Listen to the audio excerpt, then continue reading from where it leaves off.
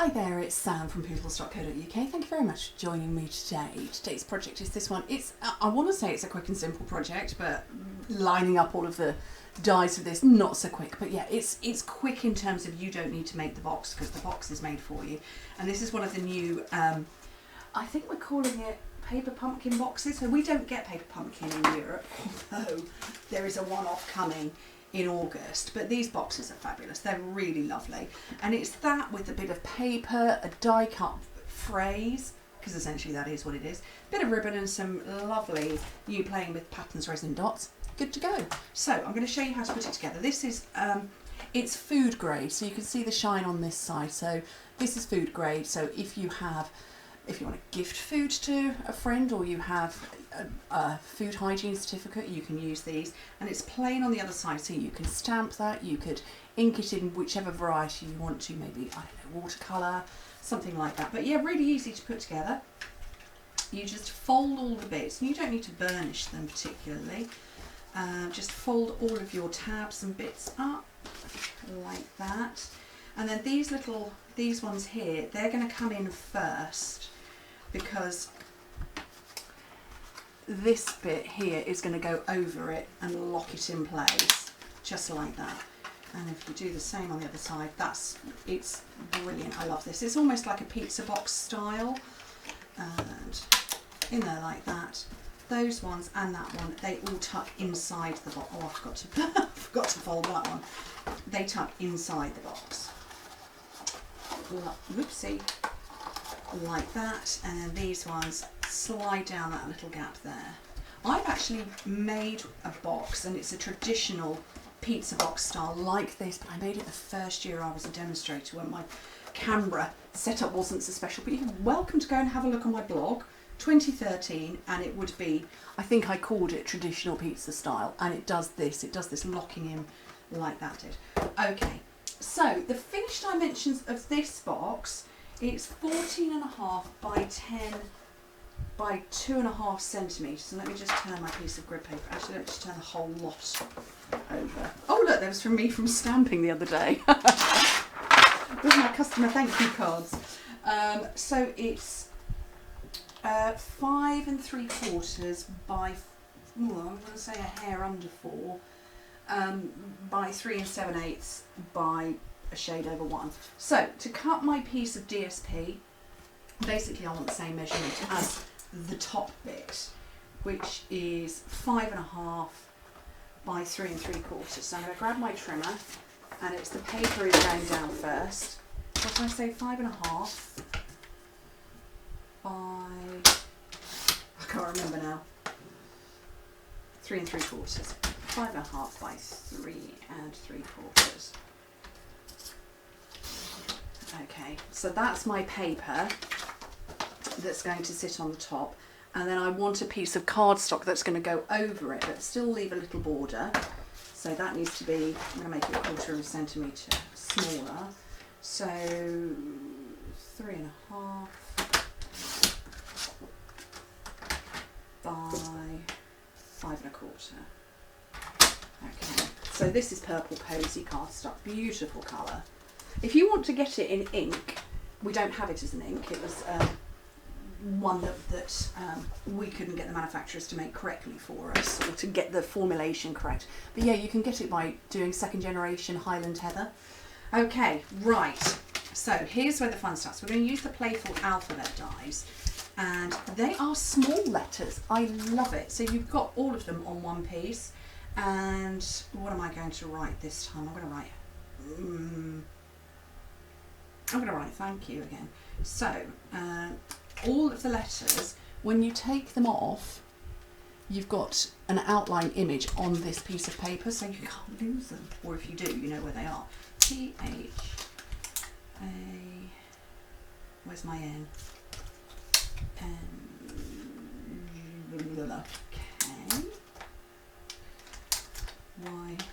Y-O-U. Okay, so let's scooch those out of the way. And I've got my Big Shot.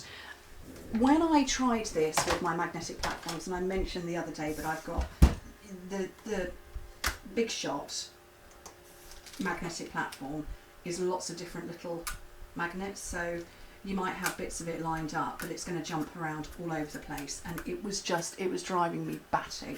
So let's get rid of that one and bring in just a regular one and a clear platform, and I'm going to just line it up like this. And oh, it's so hot, my fingers are just, it's sticking to my fingers.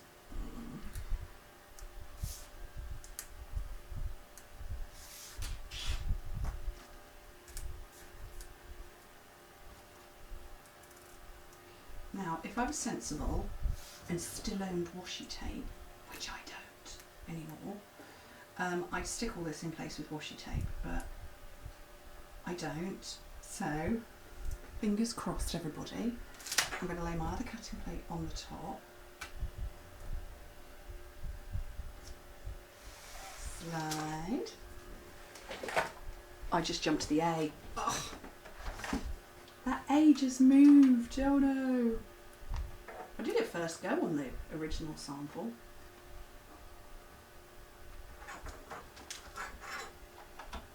Do you know what? It probably would have been more sensible to have done this while it was still sat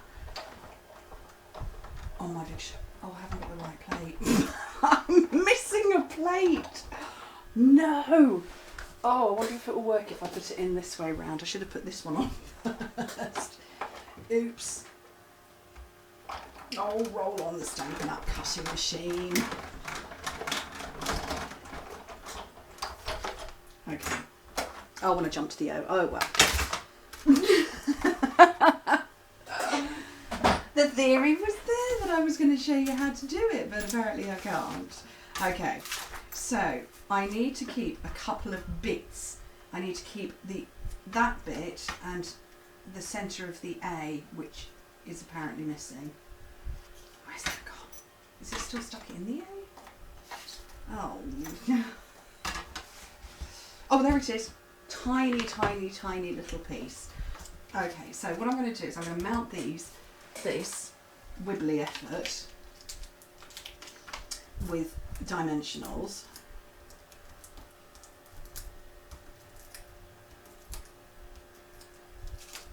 Over here. Look at that O. It's a slightly drunken O, isn't it? And then I want a mini dimensional, but I've only got black mini ones, but that's okay. A mini dimensional for behind that bit of the O.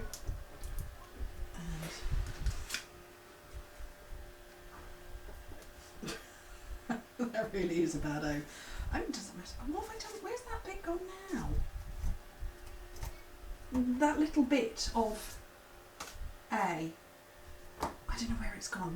We'll fashion one. I don't know where it's gone. The centre bit, because I want to get it in there. So what we're going to do, my spare letters that I probably could have used for another project, but that's okay. I'm going to cut the top off because it's a triangle, which is obviously the centre of an A is a triangle. Hold it in my hand. Grab a mini glue dot that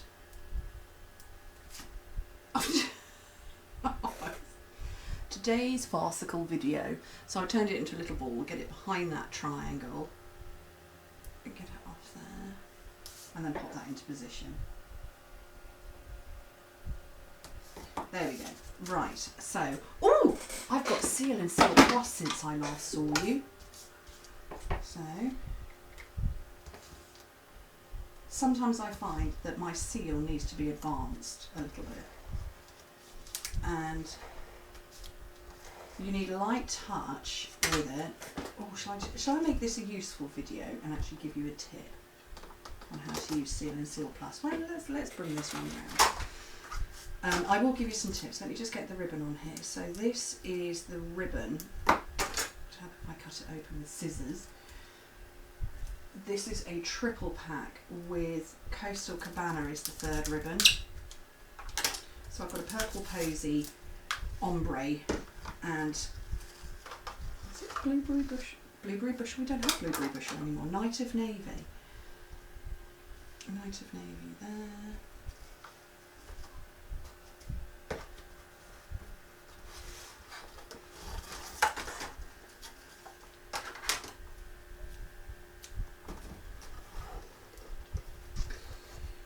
What's the betting I'm not going to be able to tie a bow now? Let's see, look, I've left half of it behind. Okay, so when the tutorial goes from bad to worse. So there we go. So that's on there. And these, I love these. These are so gorgeous. Playing with Patterns resin dots. And they are the 3 colours, Crushed Curry, Coastal Cabana and Purple Posy. And I'm going to go Purple Posy on this one. So a big one, a medium one, and a little trio down here.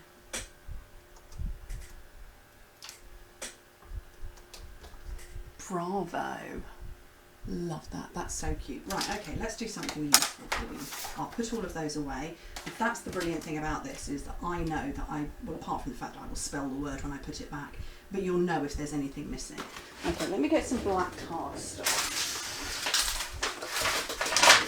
and get you all a bit closer.